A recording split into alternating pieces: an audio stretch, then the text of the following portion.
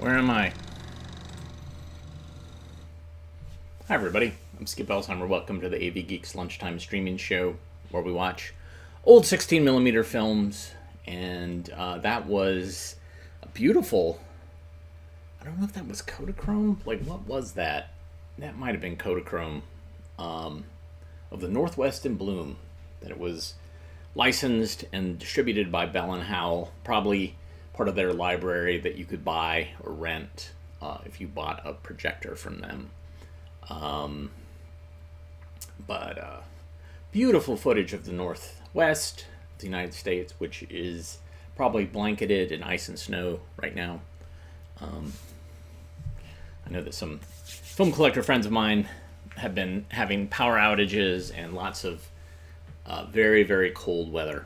So if you're based in the Northwest, I hope you're doing okay, that you have power, and that you're warm and dry.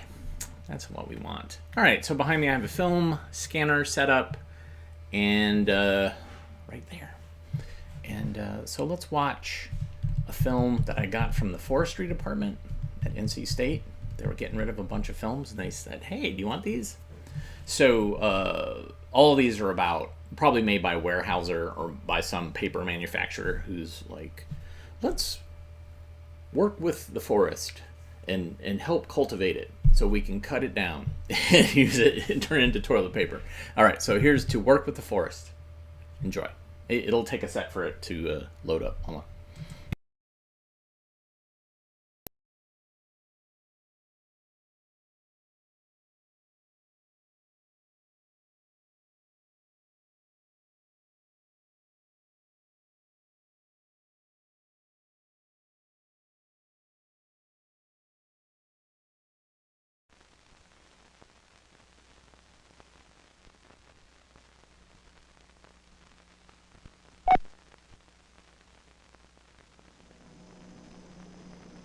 To Work with the Forest, a film from the Society of American Foresters.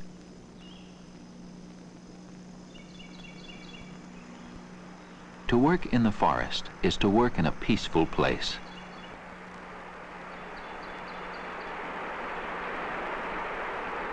To work in the forest is to work in a place that's tranquil and unhurried.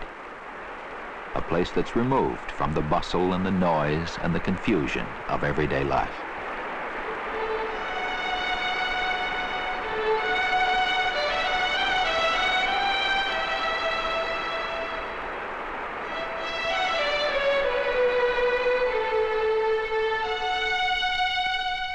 It's always been that way. 3/4 of the forest lands Columbus found are still here, peaceful and unhurried. But there's a paradox.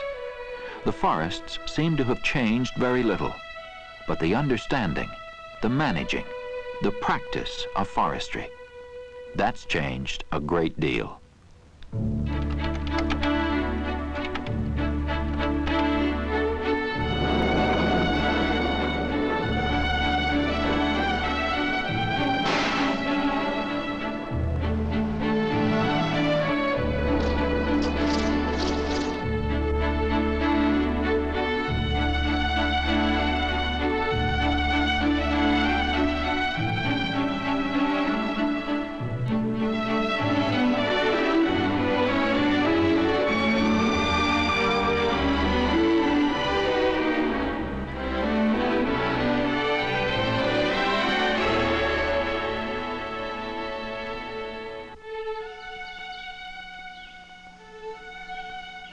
To work in the forest is quiet work. To work with the forest, the southern pine, the western fir, the eastern hardwood, the California redwood, to work with these and the others, that's a difficult and complex job. The idea of forest management first took root here, in the mountains of North Carolina. The class of 1906 at the Biltmore Forest School. It was the first school in this country. The founder was Dr. Carl Schenk. He ran the school and taught classes 6 days a week in 27 different subjects. He even wrote the textbooks, most of them. Mornings in the classroom, afternoons in the woods. The school drove home the point that forestry is a lot more than just counting and cutting the trees. Even at the turn of the century, they recognized the value of intensive management.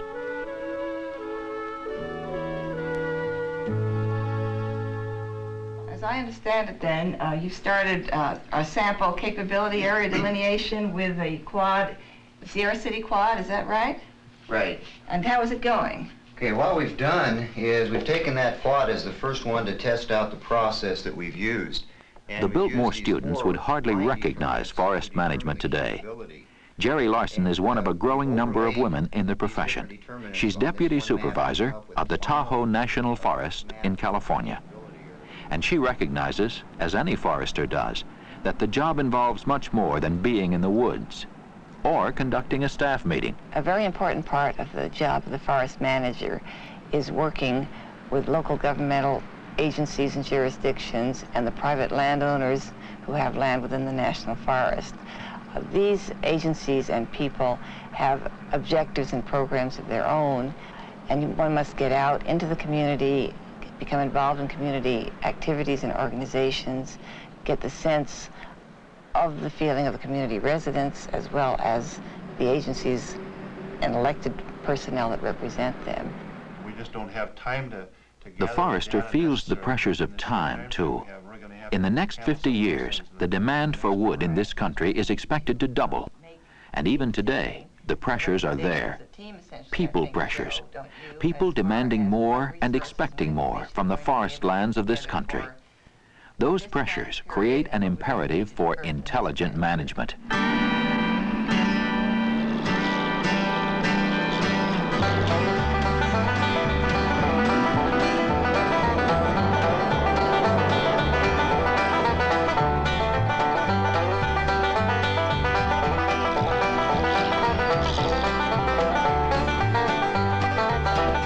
Timber production, agriculture, recreation, and local politics.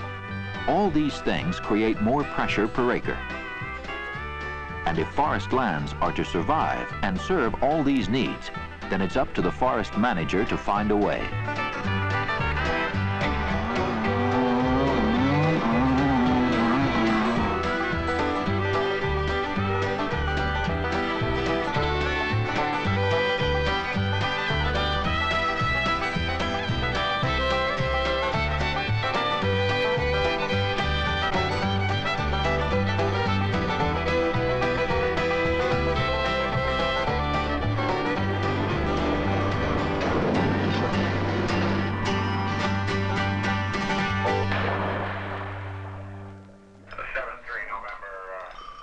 And just when everything seems nailed down, there are new pressures. At Gifford Pinchot National Forest in Washington, there is Mount St. Helens.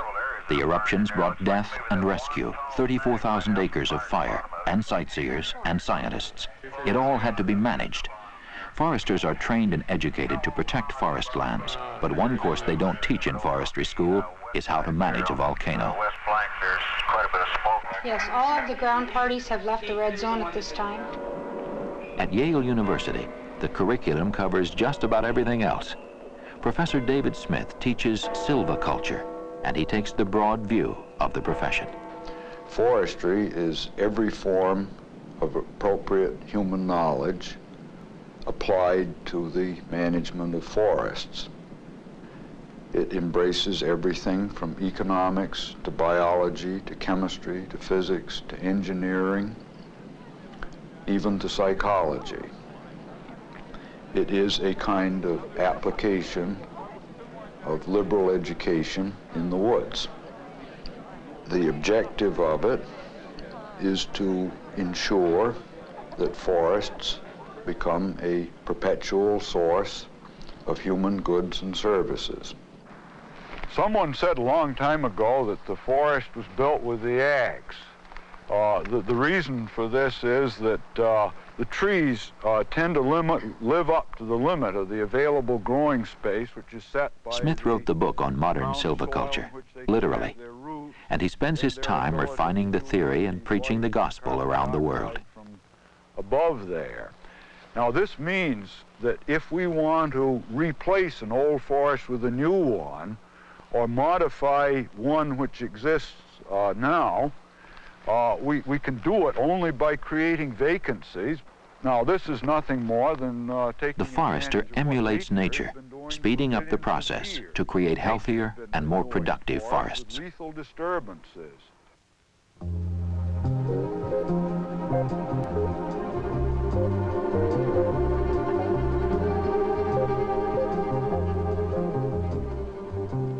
Emulating nature is a big job for the forest industry.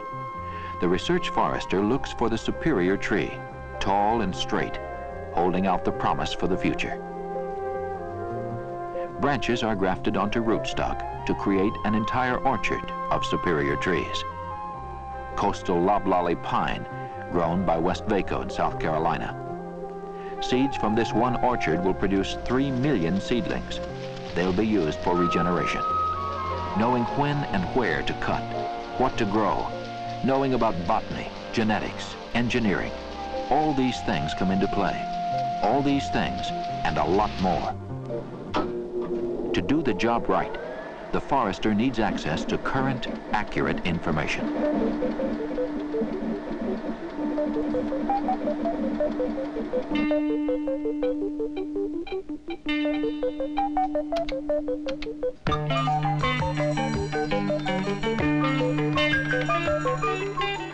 Computers, digitizers, plotters. Information technology is harnessed.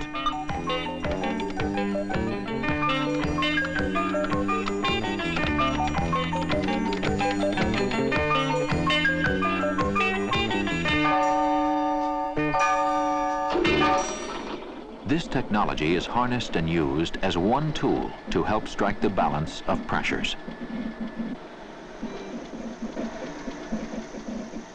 Not all the pressures come from people and business. After all, the forest is a home, a refuge for wildlife. Striking the balance of nature is important. Protecting the creatures of the forest and protecting the watershed. This, too, is modern forest management.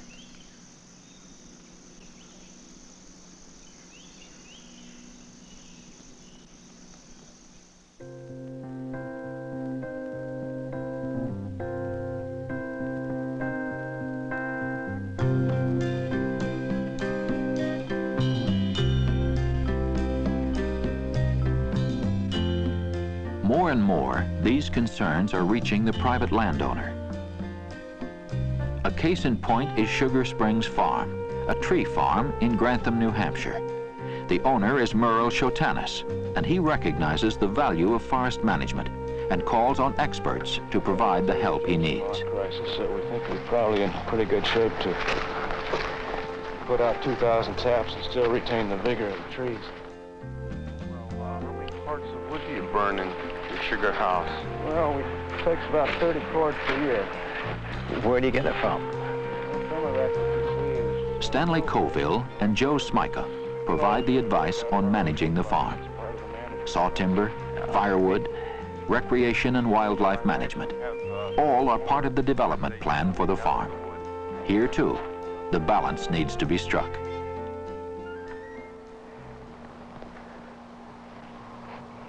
What do you got, Joe?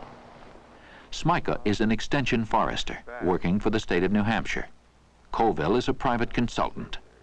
Both bring specific areas of knowledge to the problems of the private landowner. And both are members of the Society of American Foresters, more than 20,000 professionals, public and private, educators and students, researchers and administrators, all using their knowledge to improve the future of forest resources. Good future crop tree. Tree will be worth about $50. For Shotanis, that future can spell loss or profit, depending on how he manages today. What are we talking about in dollars? Stanley Colville gives a professional prediction about that future. Well, if you add 100 of those per acre, 300, well, you'll have 500 board feet per tree. Give it 40 years, and 400 or 500, 5,000 an acre.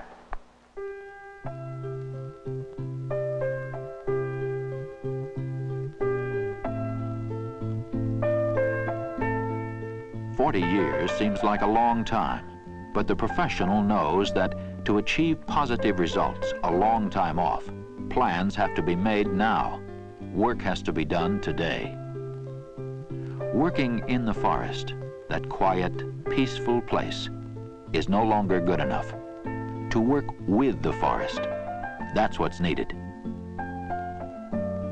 And that's what modern forestry is all about.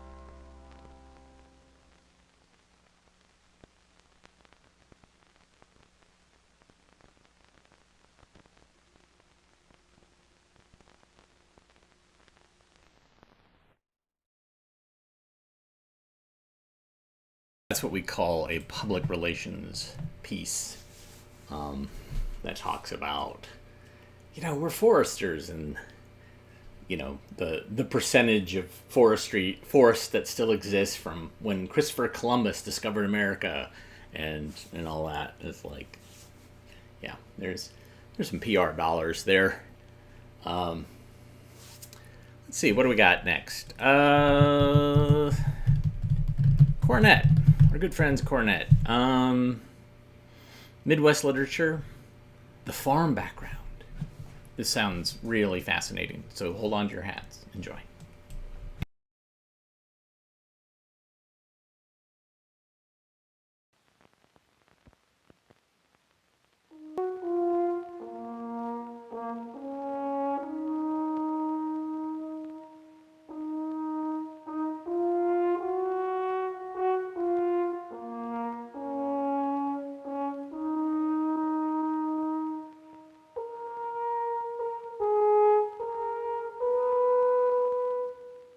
The Midwest is a region of cold winters, a region of hot summers, of huge lakes and rivers, of rich farmlands, of small towns and of busy cities. There is no sharp difference between the Midwest and any other region of the United States. Yet here there has developed a distinctly different literature. A literature whose point of view alternates between love of nature and fear of nature, between disdain of Midwestern people and values and faith in Midwestern rightness and goodness. This ambivalence is most evident in that Midwest literature that deals with farming and rural life, the Indiana poetry of James Whitcomb Riley, the Wisconsin stories of Hamlin Garland, the Plains novels of Ulla Rolvag, and the prairie novels of Willa Cather. Among these works, there is a unity of locale, wilderness and farmland, a unity of activity, taming the wilderness, putting new land to the plow,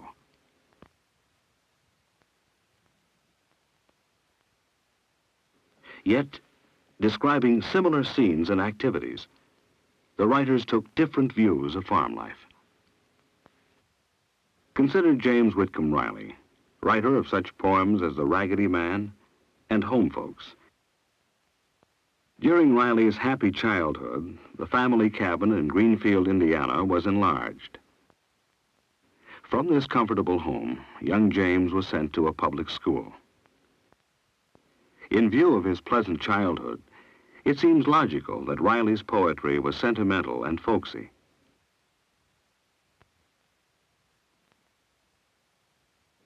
His subjects, the family at home and at prayer, the beauty of nature, and the old swimming hole. Yet, Riley had seen another side of Midwestern life. Traveling as an entertainer and medicine show salesman, separated from his family by disagreements, he endured great hardship, and he shared the misery of Indiana's poor farm people. Later, as a poet, Riley wrote lines that denied hardship, lines like these, from A Vision of Summer. The air and the sun and the shadows were wedded and made as one, and the winds ran over the meadows as little children run. Riley knew the difficulties of rural life, but he showed Midwesterners a beauty and serenity often forgotten in the grim struggle for existence. Scenes of Riley's youth resemble the Wisconsin setting where Hamlin Garland was raised in the 1860s and 70s. But Garland's viewpoint differs from Riley's. His books, including Main Traveled Roads and Son of the Middle Border, are openly bitter and sardonic. Garland returned to the farm after studying in the East, and he found that despite the beauty of the land, rural life could ruin a man's hopes and his character. In his story, Up the Coulee, Garland described a young man's return to his farm home.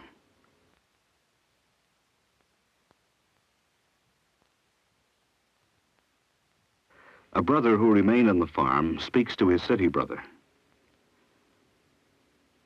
Life ain't worth very much to me. I'm too old to take a new start.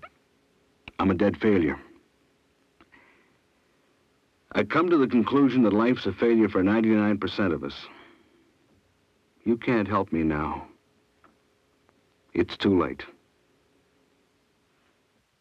This is the Midwestern farmer that Hamlin Garland showed us.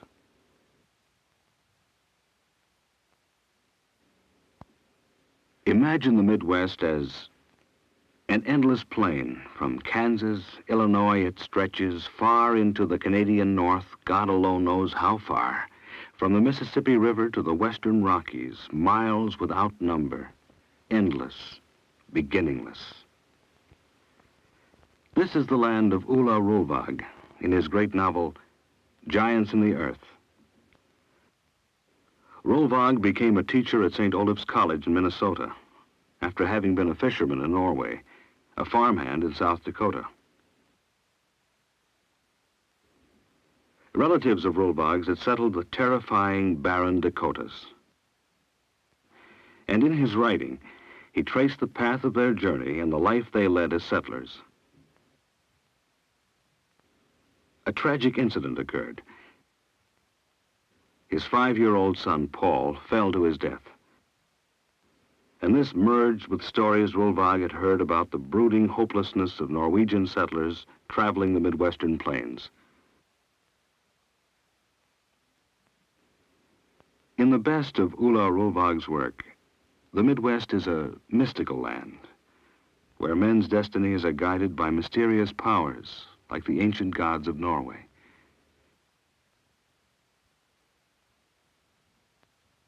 Rolvag told tragic stories with unique immigrant overtones. And Hamlin Garland's farm stories are very deliberately anti-romantic. James Whitcomb Riley's farm poetry is very deliberately romantic.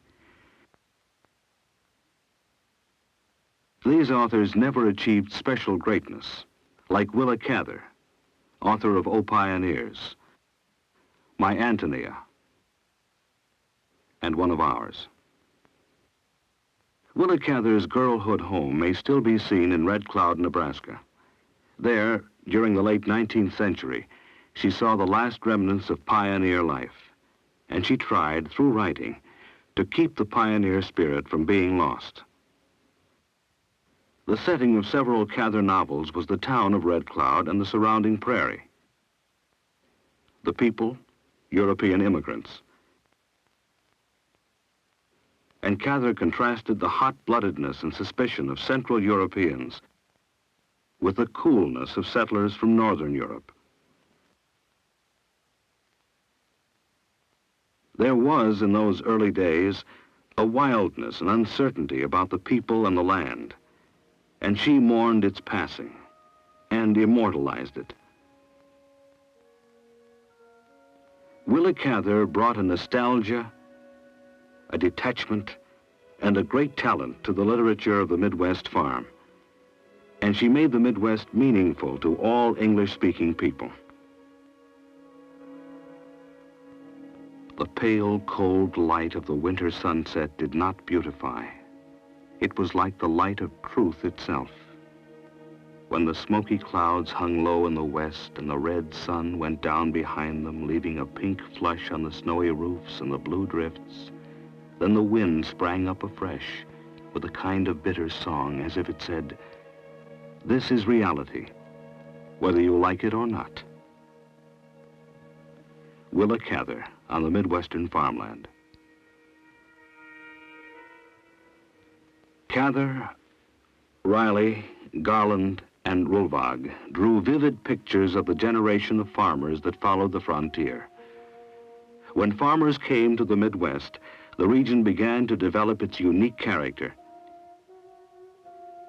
And later, when Midwestern people began to see themselves as existing in the heartland of a great nation, they began to question their values and customs. Then, the Midwestern writers tried to judge which values and customs could resist the corrosions beginning in the cities and towns, as well as in the farmland, during the 20th century.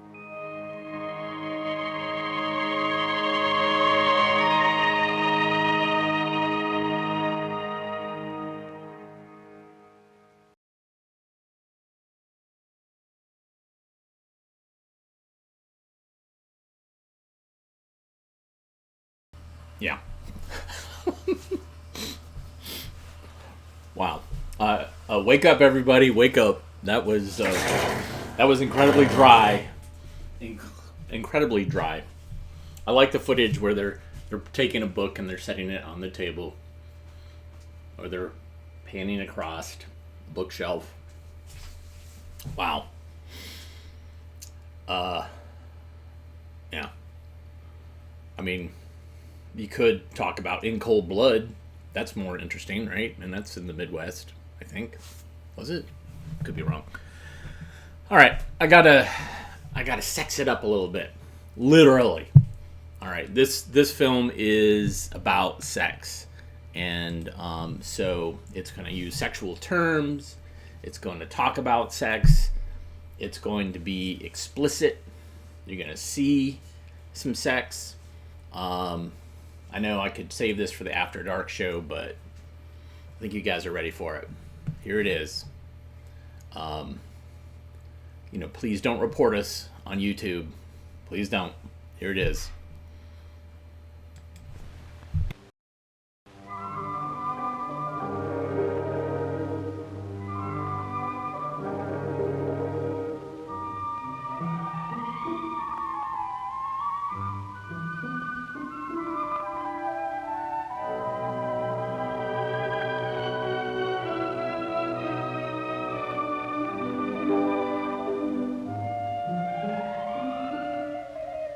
The science of marine life is among the most fascinating of the branches of biology.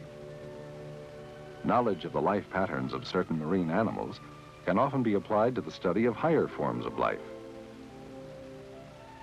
In marine environments of seashore and tide pool live the purple sea urchins. Sea urchins have long been used as experimental animals in studies of reproduction and genetics. These invertebrates are classified as echinoderms, a name taken from two Greek words meaning spiny and skin. The many spine-like structures are responsible for this descriptive name. The purple sea urchin is a widely distributed species. Adults generally measure between 1 and 2 inches in diameter and are radially symmetrical. The sexes are separate, though difficult to distinguish even after dissection. A male specimen is on the right, female on the left. 5 reproductive organs, gonads, radiate from the oral cavity. The female gonads, ovaries, produce ova or egg cells. By removing a portion of an exposed ovary, we can obtain some of the ova. Under the microscope, the ova or eggs are easily distinguished. This time, we remove a portion of a male gonad, the testis. Soon the fluid secreted by the testis appears. In this fluid are literally millions of sperm cells. Within the testis, the sperm cells are relatively immobile. For a more detailed view of the male sex cell, we'll use the higher magnification of the electron microscope. As shown by these three specimens, the sperm cell consists of a slender tail and a head, which measures about 3 microns in diameter. Now, a rarely seen cross-section through the head to reveal its delicate anatomy. In structures at the base are concentrations of sugars. The oxidation of sugars provides energy for the vigorous movement of the sperm. Most of the head is nucleus and contains the hereditary materials, the DNA of the cell. In the tip is an enzyme that acts to perforate the female egg cell and provides entrance for the sperm, resulting in fertilization. The tiny sperm cells, upon contact with seawater, begin their characteristic rapid swimming motion through the beating action of their flagella, or tails. The role played by the sperm in fertilization can be clearly demonstrated in this experiment. We place mature female sea urchins into a tank of seawater. Now we introduce a freshly dissected sea urchin testis. The whitish liquid, spermatic fluid, containing numerous sperm cells, disperses over the females. The presence of sperm appears to act as a stimulus to the females, which begin to ovulate by passing fluid containing masses of ova into the water. This stimulation also takes place in reverse. That is, the presence of ova in the seawater will stimulate the excretion of spermatic fluid.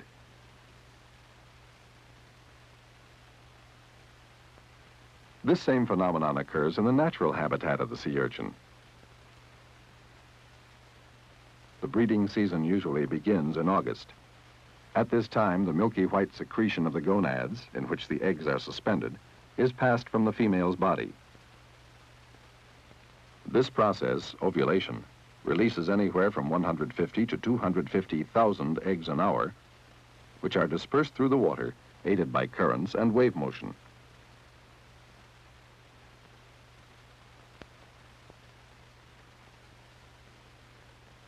Numerous eggs can be seen in this photomicrographic view.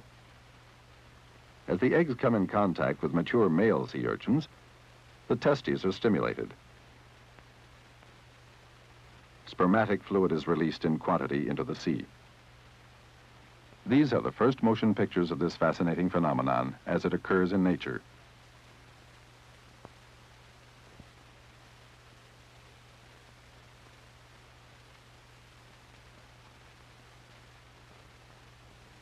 During the breeding season, fluids containing sperm cells and eggs cloud the tide pool where the sea urchins live. But to observe the actual process of fertilization, we must return to the laboratory. From our living specimens, we select a mature female. Part of the test, or protective covering of the animal, may be removed to expose the ovaries. We then place the animal over the mouth of a beaker filled with seawater. A few drops of potassium chloride are sufficient to stimulate the activity of the ovaries to produce ripe eggs.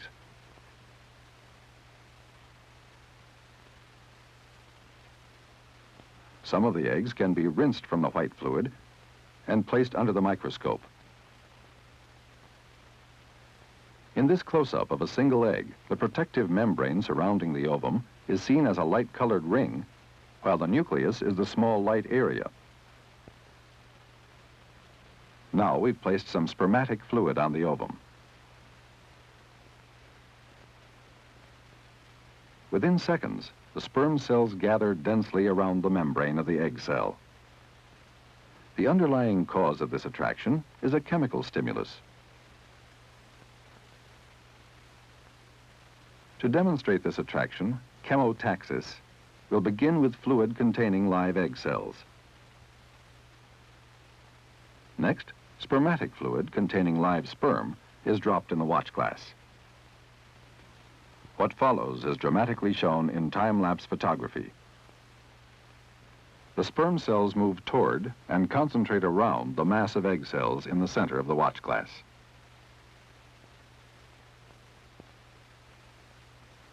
This time, instead of live egg cells, we'll use crystals of gynogamone, a chemical extracted from purple sea urchin egg cells.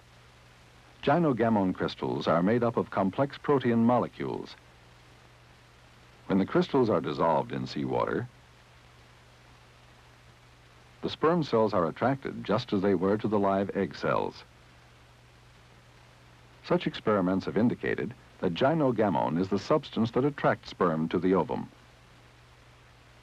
Actual fertilization is about to take place along the right edge of the ovum as the sperm perforates the egg membrane. What happens during this process is best shown in electron photomicrographs. Here is a sperm at the moment of contact with the ovum. The pointed structure extending from the head at the right is believed to contain lipsin, an enzyme which can dissolve the ovum's protective membrane, allowing the head of the sperm to enter the ovum. As this occurs, the female sex cell begins to develop a protruding structure, seen at the upper left, called the receptive cone. On the surface of the cone, a tiny sperm is visible. The sperm cell is more or less being pulled through this cone. Here, the head of the sperm cell is emerging from the inner surface of the receptive cone. It will proceed toward the nucleus of the ovum, where fertilization will take place. Once fertilization of the ovum by a single sperm occurs, there develops around the egg cell another membrane called the fertilization membrane. The formation and thickening of the membrane may be easily observed. Development of the fertilization membrane is rapid, usually taking about 20 seconds. The thick fertilization membrane does not react to the enzyme lipsin, so, as we see in this closer view, it cannot be penetrated by other sperm cells. The streaming cytoplasm of the fertilized egg, or zygote, now undergoes a series of chemical and physical changes as it prepares for cleavage, or division of the egg into an increasing number of cells. After about half an hour, the first cleavage occurs as the chromosomes in the nucleus are duplicated and the cytoplasm is divided through the furrowing of the cell membrane. The resulting cells are called blastomeres.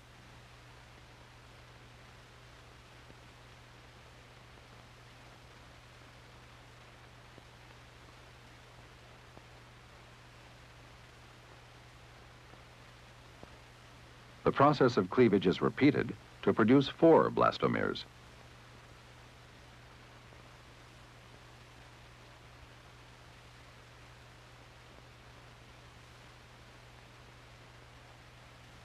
In the third division of cells in the developing sea urchin embryo, 8 cells are produced.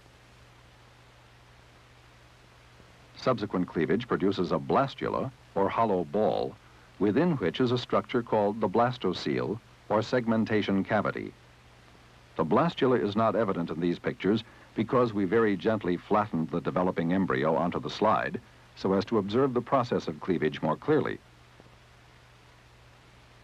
As cleavage goes on, more and more cells are produced by simple division, mitosis. As cleavage continues and the cells are doubled, 16, 32, 64, and so on, gastrulation takes place. Gastrulation is a complex process whereby layers of cells are moved into the interior of the blastula. After gastrulation, cells of various body tissues and structures are formed through differentiation.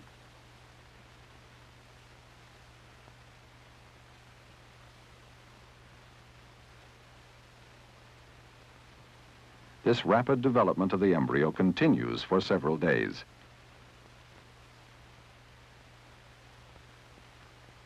By the 5th day, The tiny sea urchin is a microscopic, free-swimming larva. It is bilaterally symmetrical. Both halves of the body structure are identical.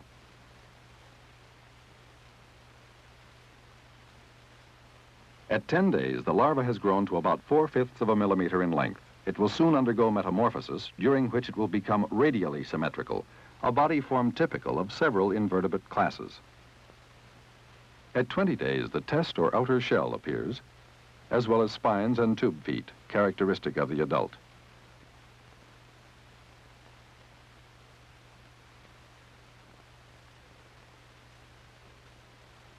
During metamorphosis, the sea urchin has changed from a swimming bilaterally symmetrical larva to a radially symmetrical adult, adapted to life in shallow ocean waters or tide pools. After maturation, the sea urchin embeds itself into a rock, which then becomes the urchin's permanent home. Because of its high rate of reproduction and the relative ease with which its fertilization and developmental processes may be studied, the sea urchin has become a highly valued experimental animal in studies of genetics and embryonic development.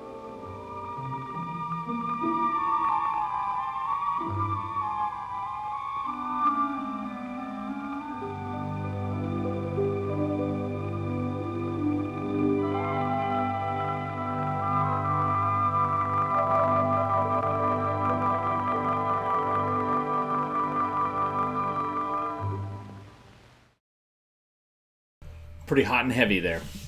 It makes me go like, ooh, like getting my feet and like swimming around in a tide pool, and it's like, ugh. It's like, why? What is this film that's on? Ugh. It's like all that sex that's going on. Yeah. All right, I got a film, another film set up on the film scanner. Let's see if I can get it to work. It's the title I'm not 100% sure on, but it's like Table. I think it's The Table, Donkey, and the Stick.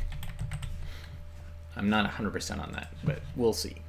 All right, enjoy.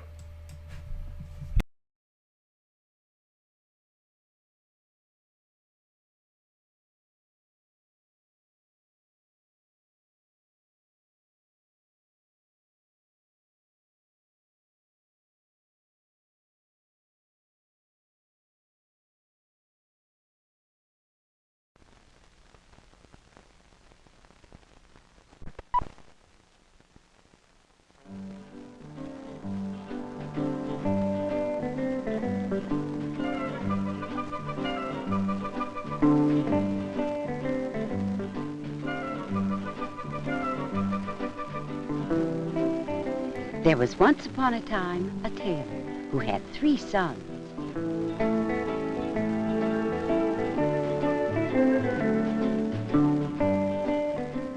Today, it was the turn of the eldest son to make sure their goat had eaten all she wanted before bringing her back inside.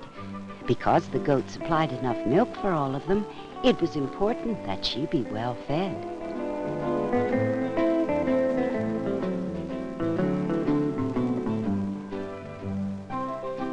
Goat, he asked, do you want more grass? Not a leaf more can I eat, she replied.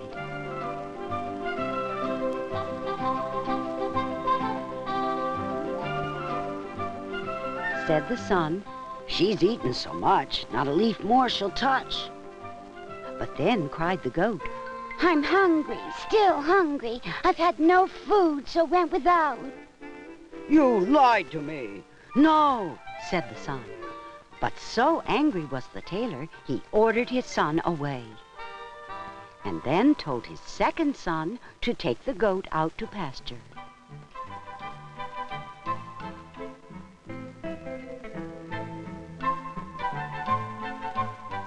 When the goat had eaten her fill,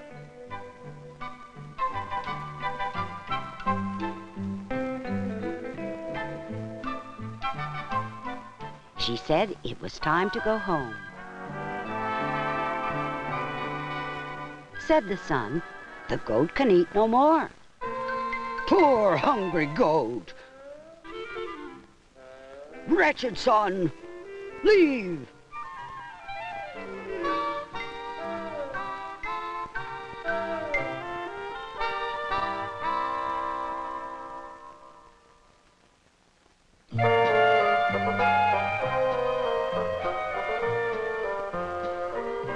No more can I eat, said the goat.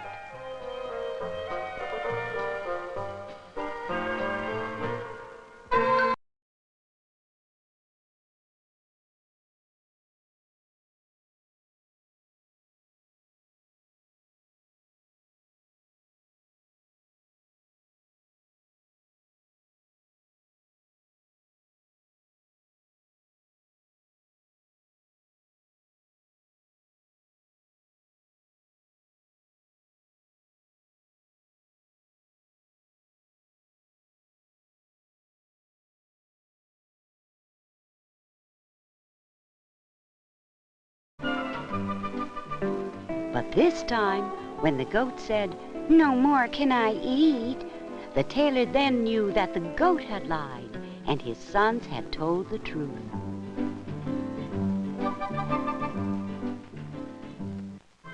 But his sons were gone, and no one knew where to find them. The tailor was left all alone and very sad. Some years later, the eldest son, who had been learning how to make furniture, grew lonesome for home and his father.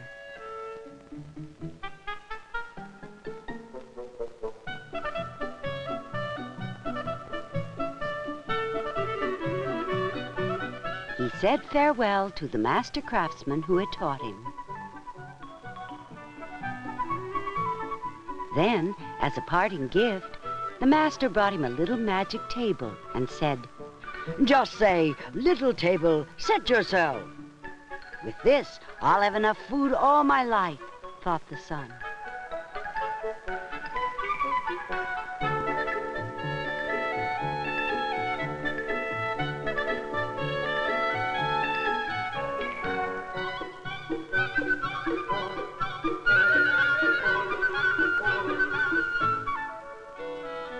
He set off for home to show his father the little magic table.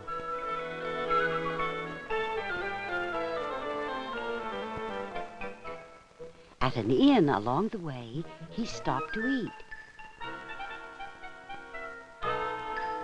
The innkeeper invited him to a share of the food at the other table. "No, I can feed myself," he replied. "Little table, set yourself." I'll part this young fool from his magic table, said the innkeeper to himself.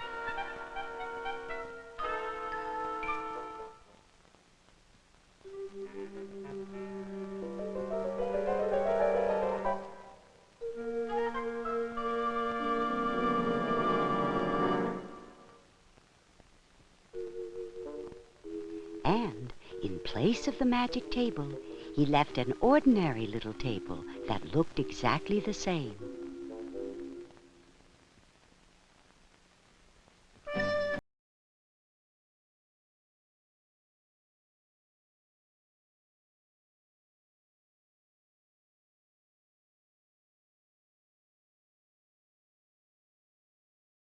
To have his son home again.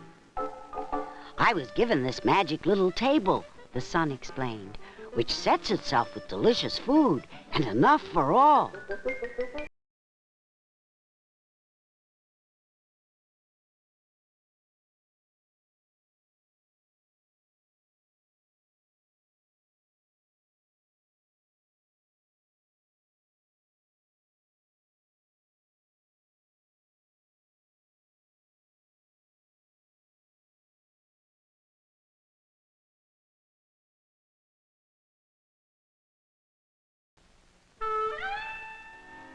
The second son, since leaving home, had been learning from a miller how to grind wheat into flour. He had learned what he could and was now ready to return home. But first, the miller wished to give him a gift. A very gifted donkey. Say, Bricklebrit, pull an ear, get a gold coin. Say, Bricklebrit, pull a tail, you see? Thank you, he said. But is it truly for me? He asked.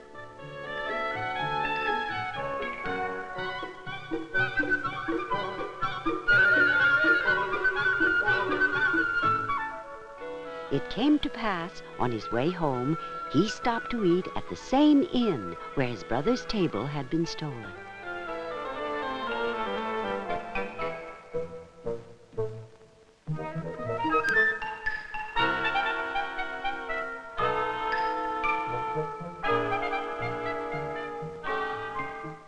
Bricklebrit.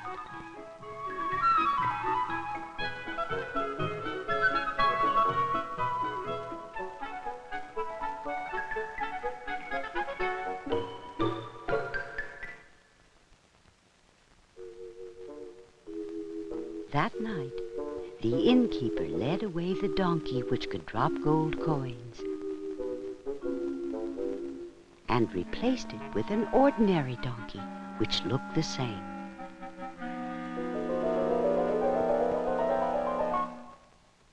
So, back home, when all had gathered to watch the second son's donkey drop gold coins,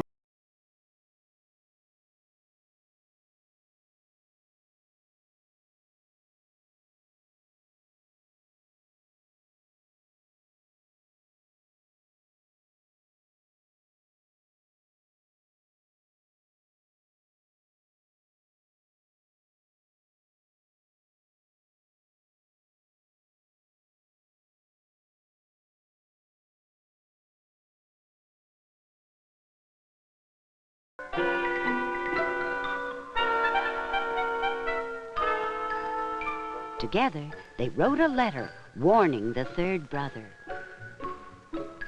Dear brother, the wicked innkeeper robbed us on the way home. When the youngest son received the letter, he too wished to return home, and he showed it to the master woodworker who had been teaching him his skills. But first, the master wished to give him a gift. In this sack is a stick. If someone harms you, say, stick out of the sack, and it will beat them. Say, into the sack, and it will stop. Now, the third son found the inn where he knew his two brothers had been robbed. Said the innkeeper, Shall I move your sack? No, no, replied the third son. There is no treasure so precious as that which I guard in my sack. I'll pour him much wine, thought the innkeeper. That will make him sleepy.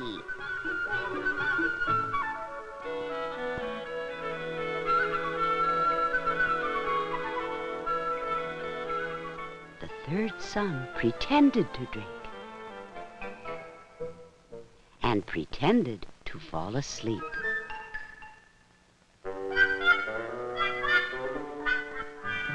Stick out of the sack.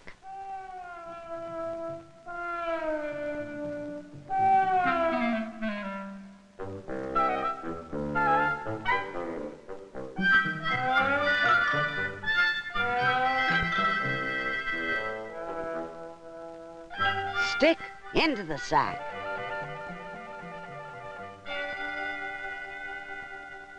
Then said the third son, Give back what you stole from my brothers, or once again I'll have the stick beat a dance on your head.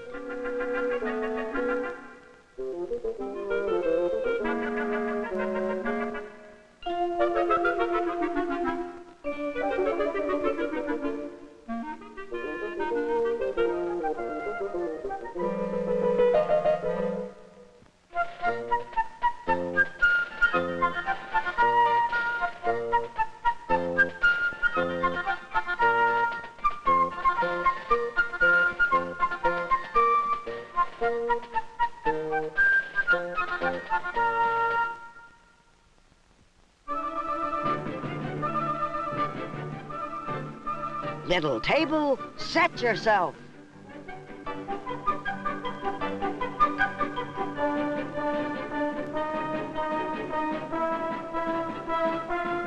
Bricklebrit.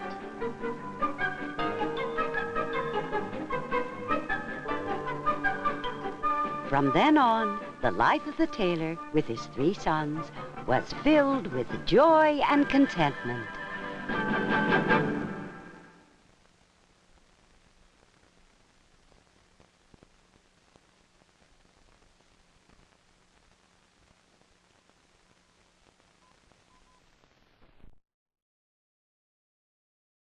Coming. Excuse me, pooping gold coins. That was something else. Hey, I wanted to share this real quick. Old Radios was playing with the computer and taking some of our favorite, quote unquote, favorite characters and was running them through some AI to make them. So this is Al, the alligator from that science series that we showed, kind of noir science series. Why isn't this going? What's going on? Oh, there we go. We got some variations on this.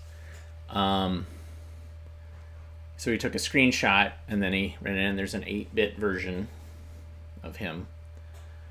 Or maybe that's the 16-bit version. This is the best one. This is my favorite. It basically made a person wearing a green jacket and hat whose nose is kind of weird. There's another odd one, but thank you, Old Radios, for that. He also did them for Harv and Marv, those hippies that I don't like. And what else did he do? Oh, Wonder Cat, of course. I'll share those later this week. But thank you, Old Radios, for that.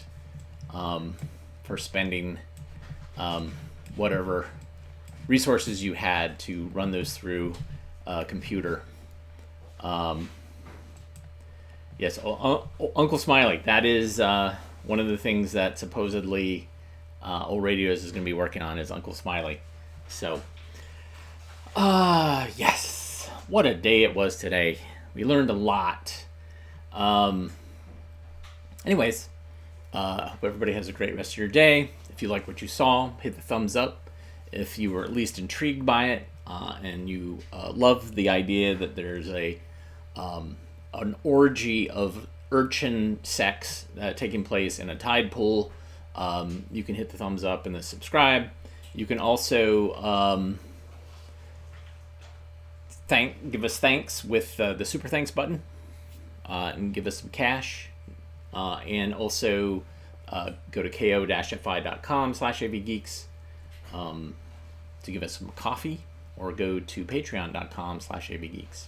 That's another way to give us coffee or to help support us, because we're going to get a sump pump for the basement. So it's something that will help get the water out, because right now we're having a problem with water in the basement, and so that's what we're going to be spending money on.